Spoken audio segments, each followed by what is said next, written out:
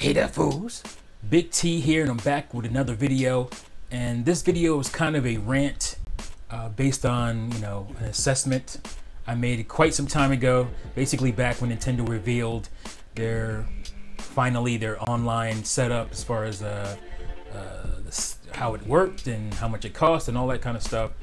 And they showed us those NES controllers that you had to get through first getting the service, and I guess it goes to their website. That's the only way to get them.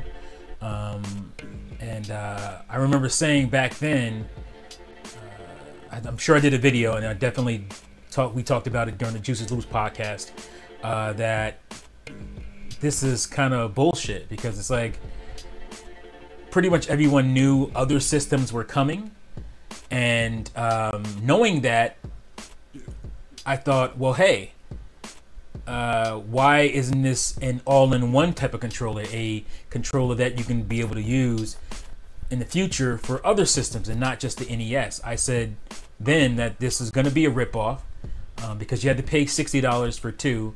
You didn't have a choice. You had to get two or nothing. So you had to pay $60 for two of those NES controllers, but they're only really going to work for NES games, because obviously Nintendo, with the Super Nintendo, games got more advanced. They used more buttons, and you weren't going to be able to use the NES controller for those. It'll be locked to only the NES stuff and nothing like Super Nintendo, whatever else they decide to bring. So this patent came out recently, showing a wireless Super Nintendo style controller, which kind of points to Super Nintendo games finally making their way onto the system. And I just have to say, like, I'm not excited for almost anything at this point. It's been 2 years. Obviously just 1 year with the online setup, but over 2 years, it'll be 2.5 years roughly by the time we may get the Super Nintendo setup for the Switch Online service, that this is all we've gotten. And coming from systems like the Wii, 3DS, Wii U even, what they've done so far, Nintendo has done so far on Switch, is a joke as far as that stuff goes, and it's nothing I can get excited for. Now, granted, I haven't really got excited for Virtual Console since maybe Wii, a little bit of Wii U, but Wii was the system that it was just really exciting to see that stuff. Being able to play these games from yesteryear virtually on your Wii. That was a big thing, a big selling point, I think, for the Wii. A lot of people really got excited when they announced that. And at this point, I'm kind of over it, because for one, none of this stuff transferred over. It'd be great if it transferred over from my Wii, at least my Wii U and 3DS, but it doesn't. So I would have to rebuy anything Virtual Console related, or pay for the service. That's the only way you can get quote-unquote Virtual Console games on the Switch, and they just trickle out these NES games, and I'm just so over it. I've been over NES games on a new console again since like the Wii. It's a novelty. It was a novelty back then, and I get some people still excited for it. I'm just talking from me, my perspective. This is what I'm giving you on my YouTube channel, my perspective. For me, it does nothing. And again, I'm a retro gamer, so I would rather play that stuff on the old hardware anyway. Yes, it's nice for convenience once in a while, but I have no problem just playing it on my own hardware, my old hardware, those games, because most of them I have them. So, unless you're bringing something rare, stuff that didn't come out in the West, which there's a lot of stuff that they could do that with, they haven't done it, and it's just been kind of piss poor. I mean, let's just be honest. And for people to be like getting excited for Super Nintendo to finally be coming to the Switch for the Nintendo Online service, to me is a joke. And again, my opinion, I just don't believe any excitement for it, unless you're just somebody who never had systems before that you can do that with. I believe you guys, but I'm talking about these big YouTubers who I know, not big, even just bigger YouTubers, too big, who I know, come on, you have these games on your cell phone. You're not excited for, you know, Super Nintendo games coming to Switch. You're just excited because they're doing something different finally with it. I guess that's it. But, you know, I get to play Super Metroid on my Switch. Like, that's cool, but I have 1,000 other ways to do it. And again, like, I like playing my old system, so obviously you can't take them on the go, but I don't have time on the go to play old games. I want to be playing my new stuff. So that doesn't move me, you know, being able to bring those classic games everywhere. That, for me, again, I just hit my mic, sorry if that was loud. For me, again, that does nothing. So I'm not excited about that. And again, here we are with, you know, everybody, well, I'm gonna say everybody, but a lot of people wanted, you know, Iwata to step down back in the, you know, the Wii U era, the dark days of the Wii U era. And you know, he doesn't have enough business savvy. We're not getting third party and all this stuff. You're getting third party now. Some of it anyway, not a lot of it, but some of it. And my thing was that I always worried about, and I talked about this in videos as well back then, especially because I knew the Switch was going to be a popular console. I just knew it based on its setup. I said it all the time. The minute they showed that trailer back in 2016, November, I think it was November, right? They showed the reveal trailer for the Switch. I was like, this thing's going to sell crazy. I didn't know how much, but I knew it was going to be popular. So the problem is, with popularity breeds complacency in the fan base. And I wasn't sure if Nintendo fans would be that way. I've seen that with other fans. But I guess I'm not really surprised to see Nintendo fans be that way.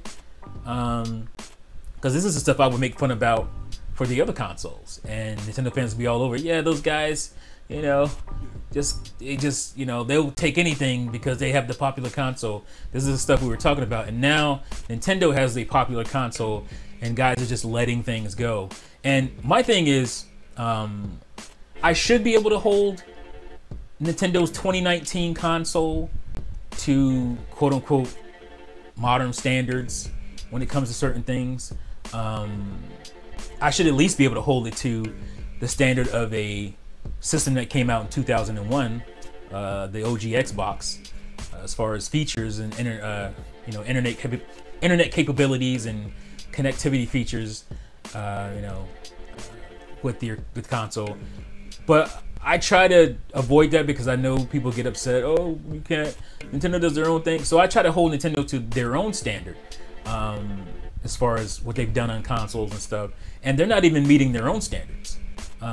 Because I felt like GameCube was like not even a baby step as far as internet goes. Only a couple of games used it. They didn't want to get into it. Nintendo talked about not wanting to get into the online situation. Yeah, it was too expensive and not really ready as far as they were concerned. So they went in better with Wii. You know, we got online. You could play online with other people, and you know, there wasn't a lot of features. You know, they had print codes and all this kind of stuff. But you know, it was very bare bones. But you weren't paying for it, you know. And like I said, we got the Virtual Console, so you got all that cool stuff. You got WiiWare, which was brand new games, basically the beginning of the indie games, and it was very cool. And they had the, what was it, Wii Speak, so you could do voice chat and all that stuff. So that was a step. And then we got to Wii U, and you can see even 3DS, and things got better as far as connectivity and all this kind of stuff. We still weren't able to message people, but on 3DS you had stuff like Flipnote, PictoChat, even if you want to go back to DS, which kind of ended in some controversy there. But you had that kind of stuff. And I thought the Wii U was a step above what the Wii was doing. Still not universal voice chat, which, you know, I don't mind, you know.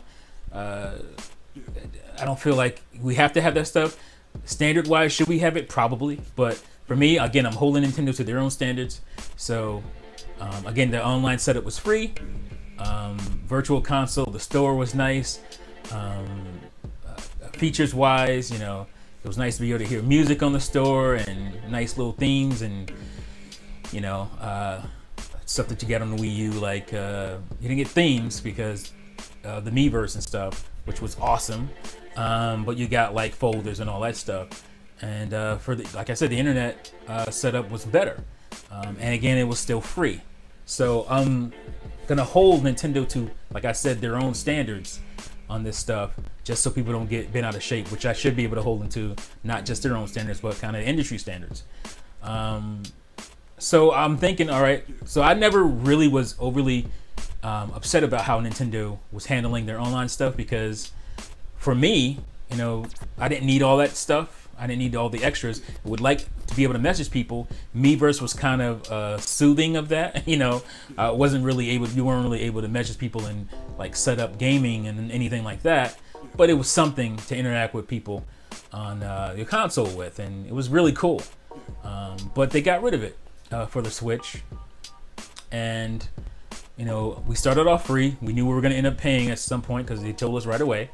But now that we're paying, you're thinking, okay, we got what we got on the Wii U. Now we're gonna step up above that. Especially now that we're paying, we're gonna step up above what we had on the Wii U, because they, you know, a lot of times they talk about this stuff. They talk about the cost, and that's one of the detriments to, you know, Nintendo's service. They don't want to, you know, be breaking the bank for their online infrastructure. So I was like, all right, I understand that. Cool. We're gonna charge, so we're gonna get messaging. You know, obviously we're gonna have friends.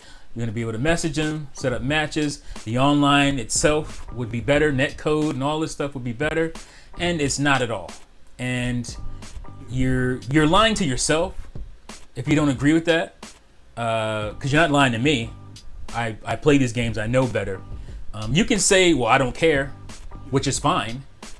But I'm making true statements here from experience, from Nintendo console to Nintendo console here. And you can dismiss yourself from it, but you can't dismiss what I'm saying. That's what I have a problem with. I have a problem with people dismissing valid criticisms. You cannot like them. You can not agree that they're a big thing to you, but to a lot of people, to the modern gamer, these things matter. And again, to please me is not even that much. You know, I'm asking for being able to message people, and I'm asking for being able to back my saves up off this, you know, to a hard drive or a flash drive, like I've been able to do on Nintendo consoles in the past. You're taking stuff away from me, but yet now you're charging me. And if you don't have a problem with that, I don't know what to say. I find that odd. For somebody to say, here, we're gonna give you less, but we want more. If that's cool with you, great. It's sad because it feels like what's going on in the Pokemon community right now, where there's a set group of fans. A lot of them are mad about the Pokedex thing. That doesn't bother me as much because I'm not a hardcore Pokemon person, so that kind of stuff doesn't bother me as much. But what does bother me is that the laziness and complacency that I see with some of the fans and with Game Freak, as far as, you know, evolving this game that is Pokemon. It's not just a game; it's a franchise. It's a huge media driver. We're talking over $1 billion franchise here, and you're telling me you can't make these models look better than they look, make the world and the game look better than it looks, when you have all this income, when you have this side, you have a AAA basically setup, you know, Assassin's Creed type of setup, or as far as funds coming in, you make more than that. Pokemon is the largest. I think I read that Pokemon was the largest, if not the largest, one of the largest media conglomerates, I don't know if that's the right word, in the world. It is a over $1 billion industry in its own self, and it's being treated like it's some indie game. And at one point, it was an experimental, quote unquote, you know, indie type of game, but now it is a media conglomerate. It makes billions of dollars. So when you treat something like that with baby gloves and you don't do anything to expand this franchise into the modern era, and you're using these N64 damn textures in the game for trees and the ground, you know, people talk about the trees all the time, but the ground themselves doesn't look that great, and animations that you've been using for decades. I have a problem with that. You know, you have Blastoise, who has blast cannons on his, you know, on his shell, and the water shoots from his, it emaciates from his chest area. It just shows up out of nowhere over his head, something like that. You got Charizard, who's a dragon, and the fire comes from his chest area, not, you know, some fire breathing out of his mouth. You had games in the past with Pokemon that does that, and I'm getting off into a Pokemon rant, but I'm just trying to put together this whole, you know, idea of the complacency, and there's no excuses.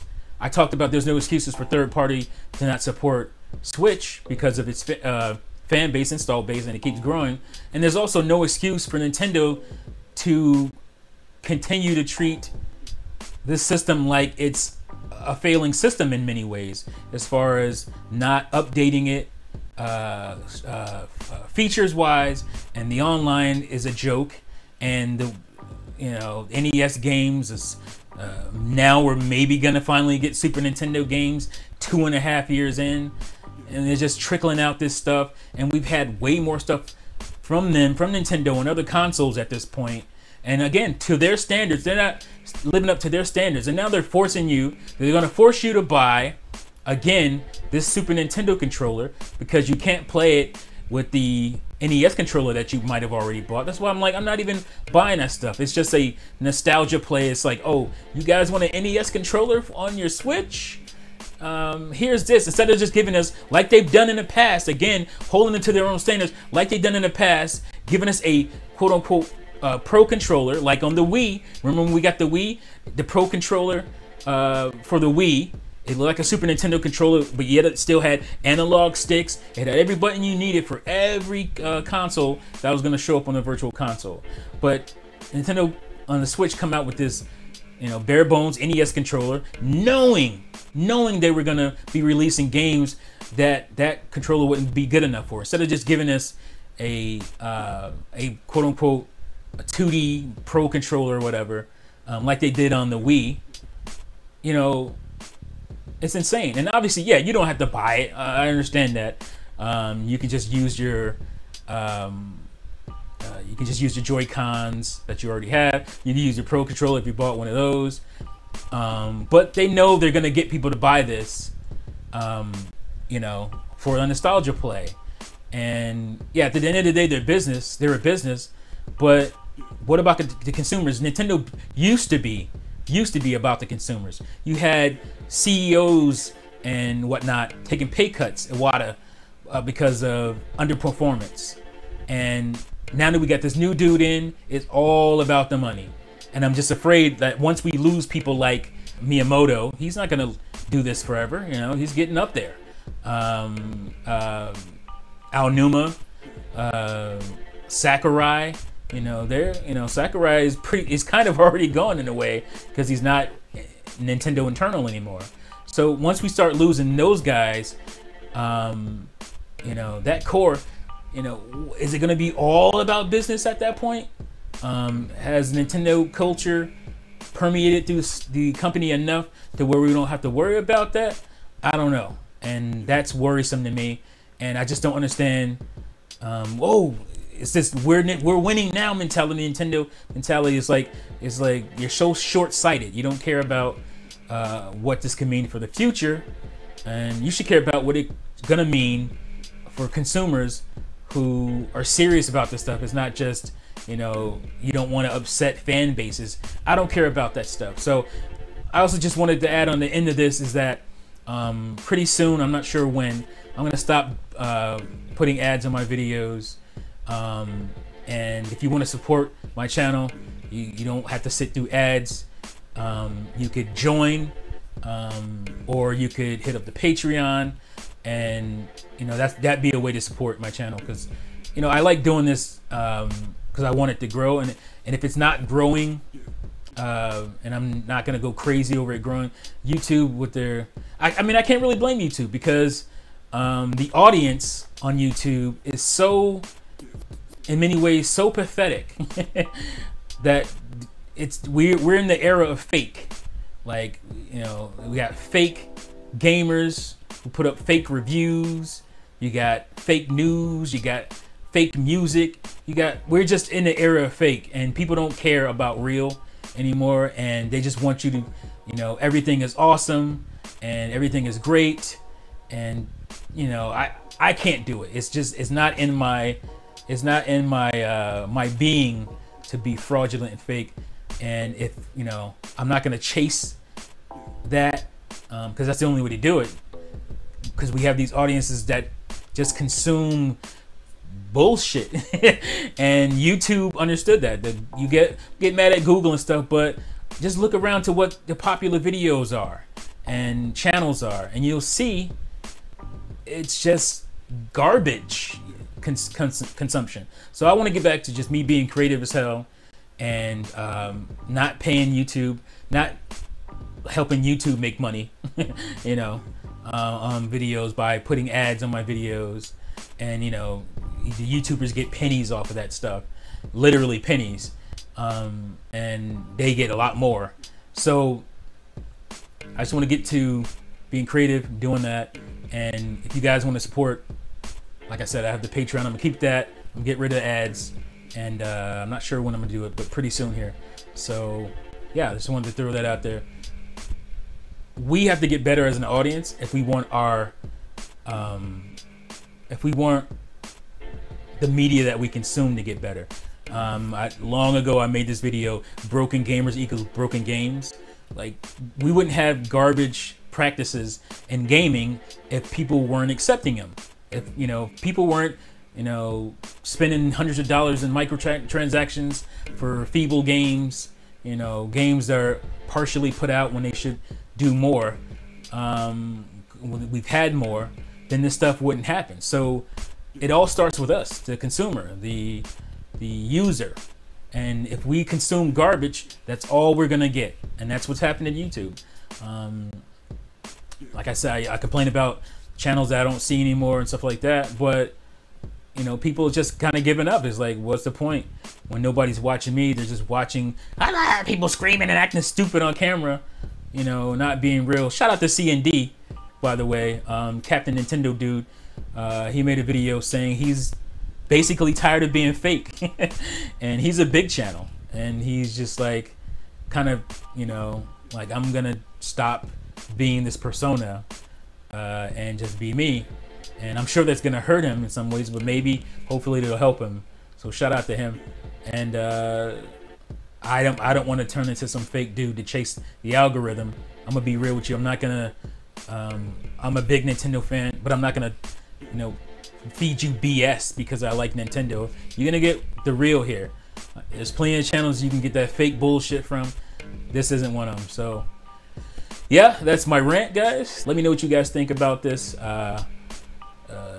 Do you agree? Garbage begets garbage.